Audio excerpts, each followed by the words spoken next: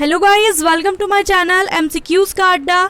तो हम लोग आज इस वीडियो में प्लांट मॉर्फोलॉजी पादप आकारिकी इस चैप्टर के क्वेश्चंस को देखने वाले हैं।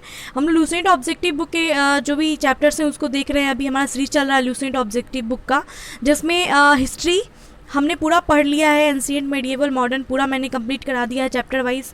तो उसका लिंक आपको डिस्क्रिप्शन में मिल जाएगा, प्लेलिस्ट का लिंक, या फिर आप चैनल पे जाएंगे वहाँ पे भी प्लेलिस्ट बना हुआ है। तो आप प्लेलिस्ट पे जाएंगे, वहाँ पे सारे सब्जेक्ट का प्लेलिस्ट बना हुआ है, ठीक है। तो वहाँ पे आपको सारे वीडियो मिल जाएंगे एक साथ, वो भी चैप्टर वाइज, तो आप देख सकते हैं।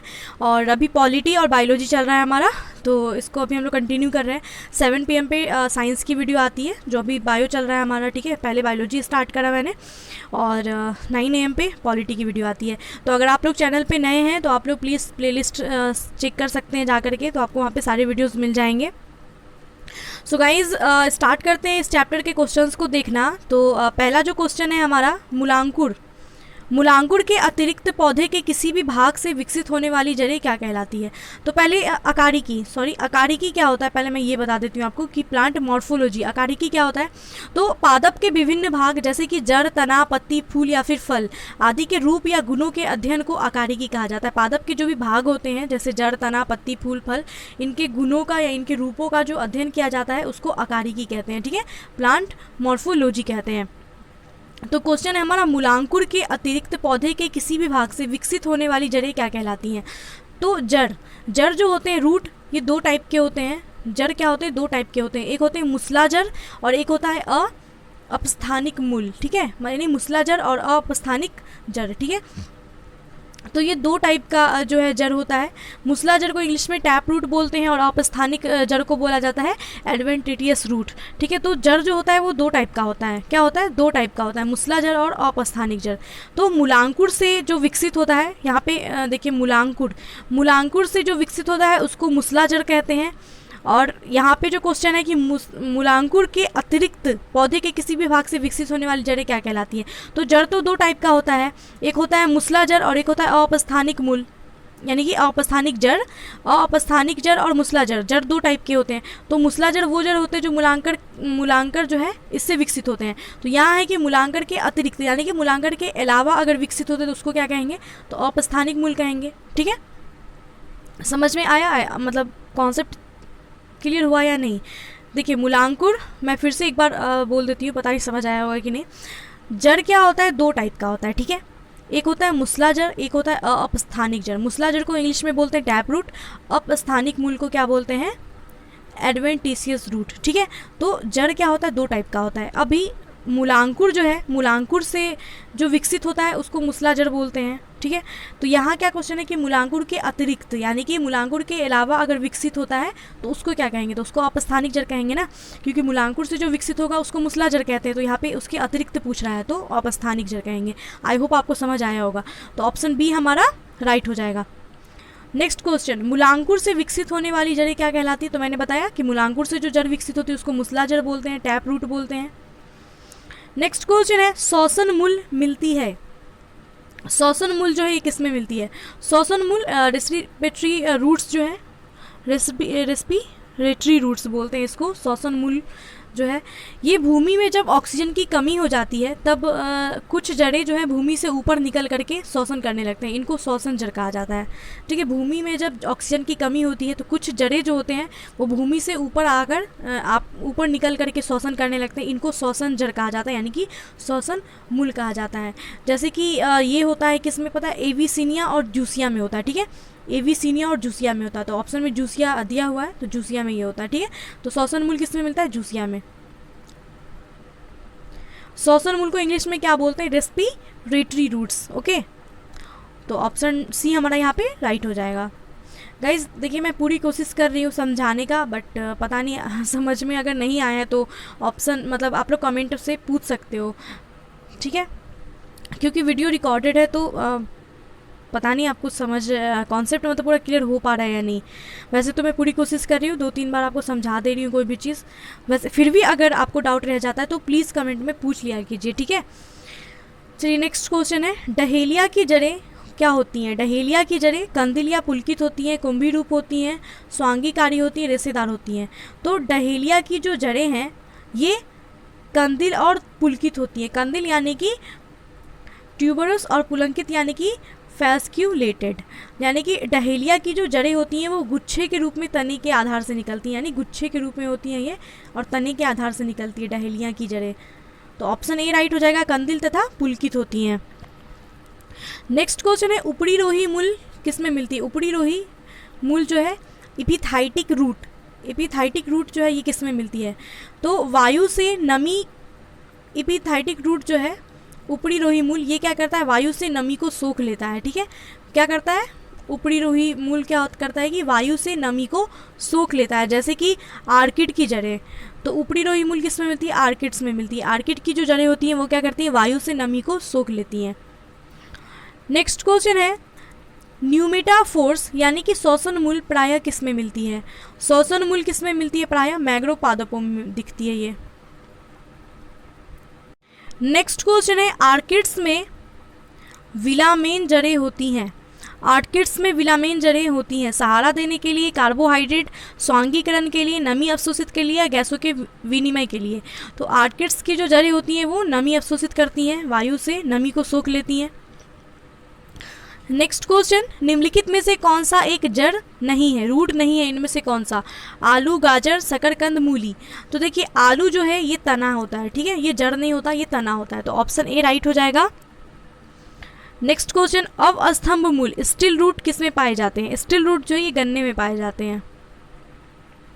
नेक्स्ट है स्तंभ मूल प्रोप रूट किस में होती हैं? तो स्तंभ रूट जो है ये अपस्थानिक जड़ों में होती है। अपस्थानिक जड़ों में जब जड़ें जो है शाखाओं से निकल करके भूमि में चले जाते हैं तथा पेड़ को स्तंभ जैसी दृढ़ता प्रदान करते हैं तो उसको स्तंभ मूल कहते हैं। जैसे कि बरगद का पेड़, बरगद का जो पेड़ है उसका जो मूल होता है वो स्तंभ मूल होता है।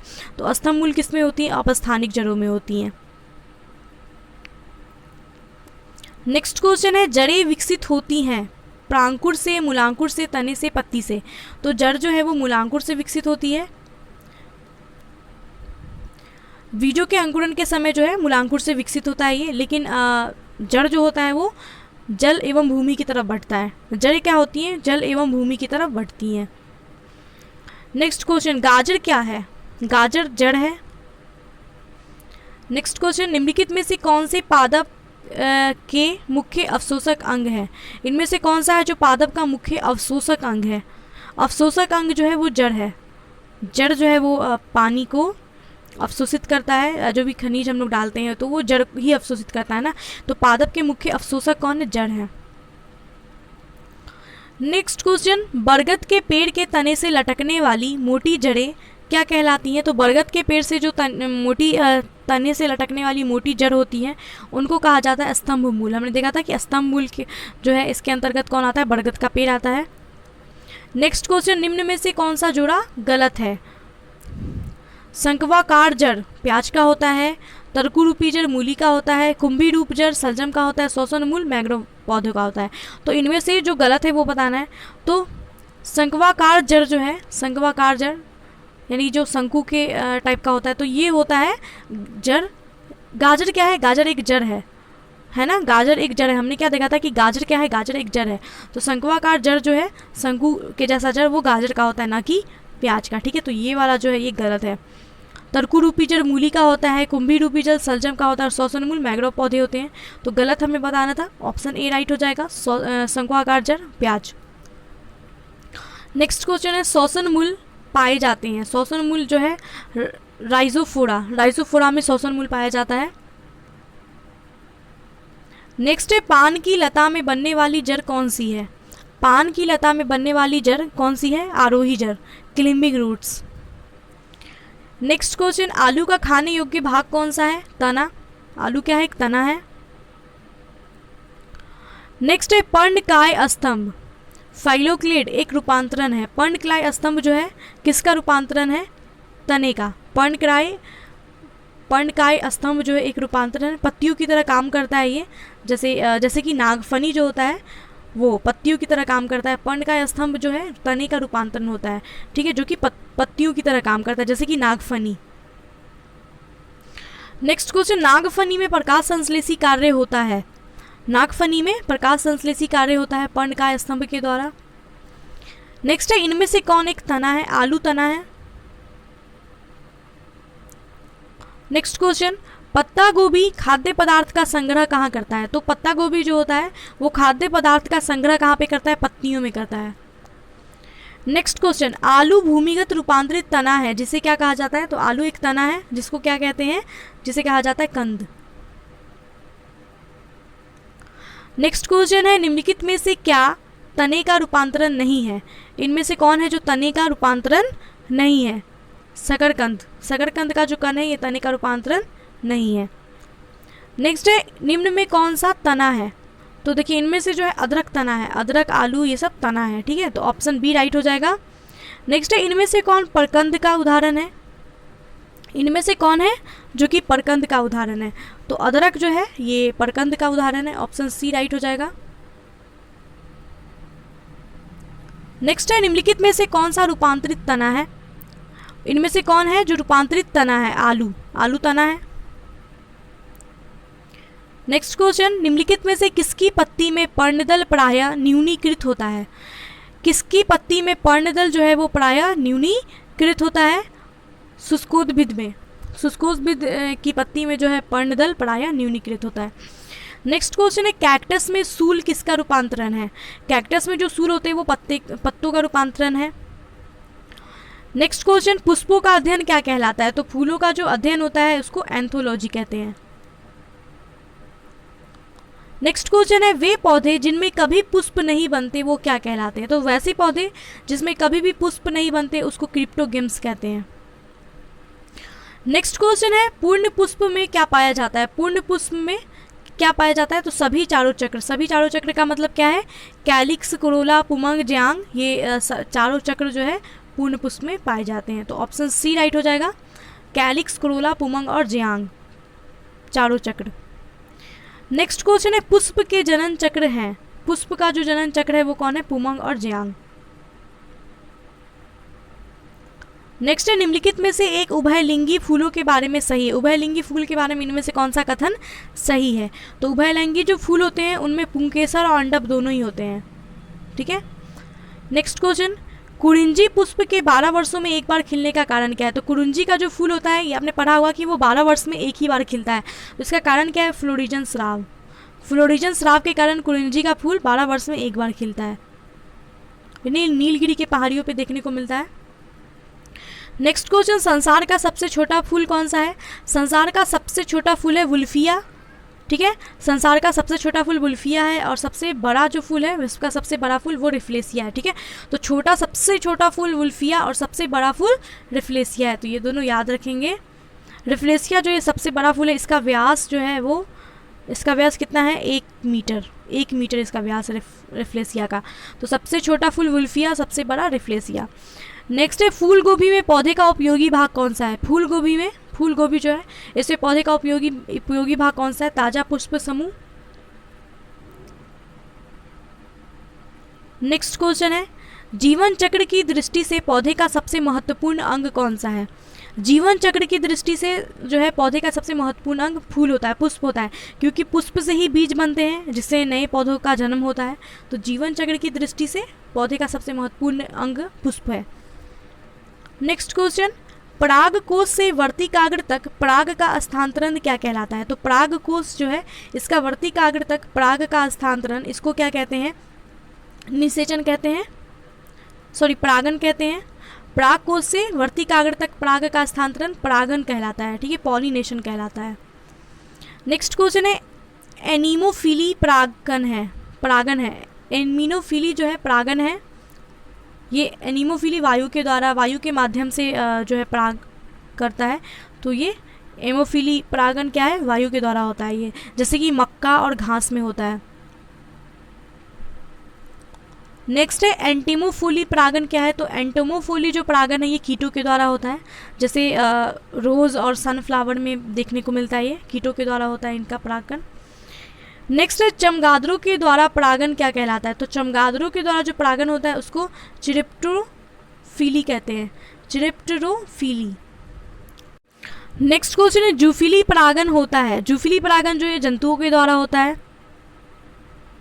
ठीक है, जूफिली परागन जंतुओं के द्वारा, चमगादड़ों के द्वारा जो परागन होता है इसको चिरिप्टोफिली एंटोमोफिली परागन कीटों के द्वारा होता है, एनिमोफिली परागन जो है ये वायु के द्वारा होता है, ठीक है। नेक्स्ट क्वेश्चन, पक्षियों के द्वारा परागन की प्रक्रिया को क्या कहते हैं? तो जो पक्षियों के द्वारा परागन होता है उसको ऑर्निथोफिली कहते हैं। जैसे कि गेंदा के फूल में ये पक्षियों के द्वारा परागन होता है, गेंदा के फूल में, तो उसको ऑर्निथोफिली कहते हैं। नेक्स्ट है, जल के द्वारा परागन क्या कहलाता है? हाइड्रोफिली। नेक्स्ट क्वेश्चन, जो परागन बंद पुष्पों में होता है उसको क्या कहते हैं? तो बंद पुष्पों के अंदर जो परागन होता है उसको कहते हैं क्लीस्टोगैमी, क्लीस्टोगैमी कहते हैं। ये सब याद रखने की चीज़ है, ठीक है, तो इसका नोट्स बना लेंगे तो और रिवीजन कर लीजिएगा तो याद रहेगा। चलिए नेक्स्ट क्वेश्चन है, पर परागन लाभदायक होता है क्योंकि इसके कारण क्या होता है? पर परागन लाभदायक होता है क्योंकि इसके कारण अच्छी संतानों का निर्माण होता है। नेक्स्ट क्वेश्चन, वर्तिकाग्र सदैव खुरदरा एवं चिपचिपा होता है। वर्तिकाग्र जो है हमेशा सदैव खुरदरा एवं चिपचिपा होता है। जल परागित पुष्पों में, कीट परागित पुष्पों में, वायु परागित पुष्पों में, सभी प्रकार के पुष्पों में। तो वर्तिकाग्र सदैव खुरदरा एवं चिपचिपा होता है कीट परागित पुष्पों में। नेक्स्ट क्वेश्चन, घोंगे द्वारा परागन क्या कहलाता है? स्नेल के द्वारा जो परागन होता है उसको कहते हैं मेलेकोफिली, मेलेकोफिली। नेक्स्ट क्वेश्चन, सुगंधित पुष्पों में परागन किसके द्वारा होता है? सुगंधित पुष्पों में कीट के द्वारा परागन होता है, जैसे कि रोज वगैरह। नेक्स्ट क्वेश्चन, परागन है, परागन क्या है? तो परागन अपूर्ण विकसित नर युग्मकोद्भिद है, परागकण। नेक्स्ट क्वेश्चन, मादा पुष्प के किस भाग में निषेचन होता है? तो निषेचन जो है वो मादा पुष्प के अंडाशय में होता है, निषेचन यानी कि फर्टिलाइजेशन। नेक्स्ट क्वेश्चन, निषेचन की क्रिया है एक नर युग्मक का अंडाणु से संयोजन, परागकणों का परागकोश से वर्तिकाग्र पर स्थानांतरण, नर युग्मकों का ध्रुवीय केंद्रकों से संयोजन, बीजांड से बीज का निर्माण। तो निषेचन की जो क्रिया है एक नर युग्मक का अंडाणु से संयोजन, ऑप्शन ए राइट हो जाएगा। नेक्स्ट, निषेचन के पश्चात बीजों के बीजावरण विकसित होते हैं, अध्यावरणों से, भ्रूणपोष से, निभाग से, बीजांड से। तो निषेचन के बाद बीजों के जो बीजावरण होते हैं वो विकसित होते हैं अध्यावरणों से। नेक्स्ट क्वेश्चन, द्विनिषेचन डबल फर्टिलाइजेशन का मुख्य लक्षण है? ब्रायोफाइट्स का, टेरिडोफाइट्स का, जिम्नोस्पर्म का, आवर्त बीजियों का। तो द्विनिषेचन जो है डबल फर्टिलाइजेशन ये मुख्य लक्षण है आवर्त बीजियों का, आवर्त बीजों का। नेक्स्ट है अनिषेचक जनन, अनिषेक जनन जो है किसमें होता है? अनिषेक जनन होता है किसमें? तो अनिषेक जनन बिना निषेचन के अंडाणु का परिवर्धन, यानी कि बिना निषेचन के ही नई संतान का निर्माण होना अनिषेक जनन होता है, ठीक है, बिना निषेचन के ही संतान का निर्माण होना। नेक्स्ट है, निषेचन के बिना फल के विकास को क्या कहा जाता है? तो निषेचन के बिना जो फल का विकास होता है उसको पार्थेनोकार्पी कहते हैं। क्या कहते हैं? पार्थेनोकार्पी। नेक्स्ट क्वेश्चन, निम्नलिखित में से कौन सा फल अनिषेक फलनीय है? तो कौन सा फल है जो मतलब बिना निषेचन के ही होता है? तो वो है इनमें से केला, केला जो है बिना निषेचन के ही होता है। नेक्स्ट है, गुद्देदार थैलेमस किसमें खाने योग्य होता है? तो थैलेमस जो है सेब का जो हम लोग पार्ट खाते हैं उसको थैलेमस बोलते हैं। थैलेमस सेब, काजू, नाशपाती, लौकी ये सब जो है इनका हम लोग थैलेमस खाते हैं, ठीक है। तो गुद्देदार थैलेमस किस में खाने योग्य होता है? सेब में, ऑप्शन के हिसाब से। वैसे काजू, नाशपाती, लौकी इन सबको भी याद रखिएगा। नेक्स्ट है, इनमें से कौन सत्य फल का उदाहरण है? सत्य फल, सत्य फल किसको बोलते हैं? तो वैसा फल जिसका निर्माण अंडाशय से होता है उसको सत्य फल कहते हैं, ठीक है। सत्य फल का क्या मतलब है? कि वैसा फल जिसका निर्माण अंडाशय से होता है उसको सत्य फल कहते हैं, जैसे कि आम, मक्का, अंगूर इत्यादि। तो इसमें आम जो है वो सत्य फल है। नेक्स्ट है, एक सत्य फल परिवर्धित होता है। सत्य फल किस में परिवर्तित होता है? अंडाशय से, जो अंडाशय से जिसका निर्माण होता है। नेक्स्ट है, आभासी फल का उदाहरण क्या है? तो आभासी फल का उदाहरण है सेब। जो थैलेमस से जो फल विकसित होता है उसको आभासी फल कहते हैं, जैसे कि सेब, काजू, लौकी, नाशपाती, ककड़ी इत्यादि जो है वो आभासी फल है क्योंकि ये थैलेमस से विकसित होते हैं। और जो अंडाशय से विकसित होंगे उनको क्या कहते हैं? सत्य फल, जैसे कि आम, मक्का, अंगूर इत्यादि। नेक्स्ट क्वेश्चन, नारियल तथा आम के फल क्या होते हैं? नारियल तथा आम के फल जो हैं ये क्या होते हैं? नारियल तथा आम के फल ये होते हैं ड्रूप। नारियल और आम के फल को कहते हैं ड्रूप। नेक्स्ट क्वेश्चन, पके हुए आम का खाने योग्य अकारीय भाग कौन सा होता है? तो पके हुए आम का जो खाने योग्य अकारीय भाग है वो मध्य फल भित्ति है। नेक्स्ट है, नारियल का खाने योग्य भाग कौन सा है? नारियल का कौन सा भाग खाते हैं? भ्रूणपोष। नेक्स्ट है, लीची फल का खाने योग्य भाग कौन है? एरील। लीची फल का जो खाने भाग योग्य उसको एरील कहते हैं। नेक्स्ट है, सेब एवं नाशपाती में खाने योग्य भाग कौन सा है? तो सेब और नाशपाती में जो खाने योग्य भाग होता है वो मांसल पुष्पासन होता है। ठीक है, नेक्स्ट क्वेश्चन, सेब एवं नाशपाती में खाने योग्य भाग मांसल पुष्पासन। नेक्स्ट है, फलों का वह प्रकार जिसमें लीची को रखा जा सकता है। लीची को जो है नट के अंदर रखते हैं। ठीक है, मतलब फलों का कौन सा प्रकार है जिसमें लीची को रख सकते हैं? तो नट, लीची को नट के अंतर्गत रखा जाता है। नेक्स्ट क्वेश्चन है, निम्नलिखित में से कौन सा एक लक्षण पादप के तने के रूपांतरण का एक संकेत है? तो इनमें से कौन सा लक्षण है जो पादप के तने के रूपांतरण का एक संकेत है? आलू में आँख का पाया जाना। आलू में आँख का पाया जाना ये पादप के तने के रूपांतरण का संकेत है। नेक्स्ट क्वेश्चन है, अनानास किस प्रकार का फल है? अनानास साइकोनस प्रकार का फल है ये। नेक्स्ट है, निम्नलिखित में से कौन सा युग्म सुमेलित है? सुमेलित युग्म बताना है। आम का जो हम लोग भाग खाते हैं उसको मध्य फल भित्ति कहते हैं। टमाटर, सेब का ड्रूप नहीं बल्कि सेब का जो भाग खाते हैं उसको थैलेमस खाते हैं ना, तो ये भी गलत, ये भी गलत है। केला का जो पार्ट खाते हैं उसको बेरी बोलते हैं। ठीक है, तो जो सुमेलित है वो है ऑप्शन डी। नेक्स्ट क्वेश्चन, निम्नलिखित में से कौन सा कारक बीजों के प्रकीर्णन के द्वारा पादपों के प्रवर्धन में योगदान नहीं करता? तो कौन सा कारक है जो बीजों के प्रकीर्णन के द्वारा पादपों के प्रवर्धन में योगदान नहीं करता है? कवक। नेक्स्ट है, नाशपाती का कौन सा भाग खाया जाता है? नाशपाती का कौन सा भाग खाते हैं? गुद्देदार पुष्पासन, थैलेमस। नेक्स्ट क्वेश्चन है, किस पौधे में बीज होता है लेकिन फल नहीं होते?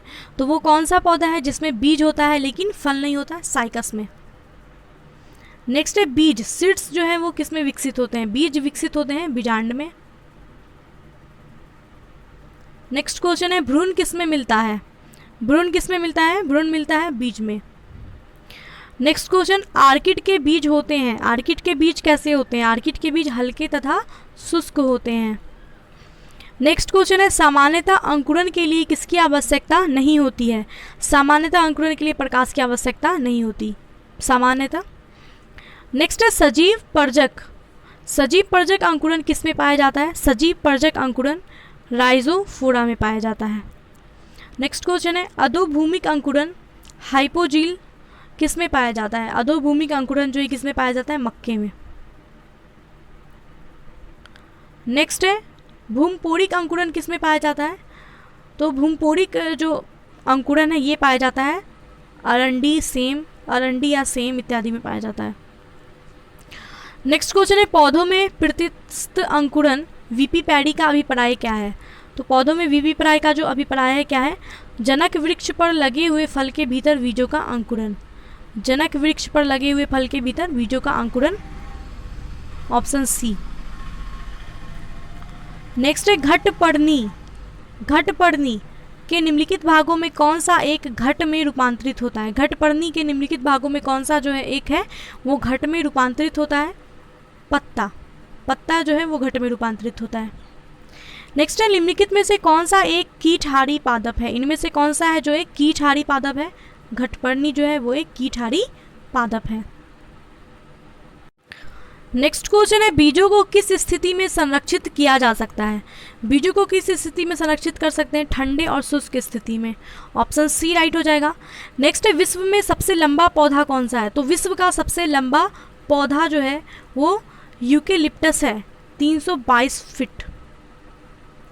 फीट का है विश्व का सबसे लंबा पौधा यूकेलिप्टस। नेक्स्ट क्वेश्चन है, निम्नलिखित में से कौन सा युग्म सुमेलित नहीं है? अमरबेल तना परजीवी है, चंदन जड़ परजीवी है, आर्किड अधिपादप है, घटपर्णी जलोदभिद्र है। गलत है, घटपर्णी नेफेंथेसी कुल का है। ठीक है, तो ऑप्शन डी सही हो जाएगा जो सुमेलित नहीं है। नेक्स्ट क्वेश्चन है, किस पादप में तना संचयन तथा चिरकालिता के कार्य करता है? किस पादप में तना संचयन तथा चिरकालिता का काम करता है?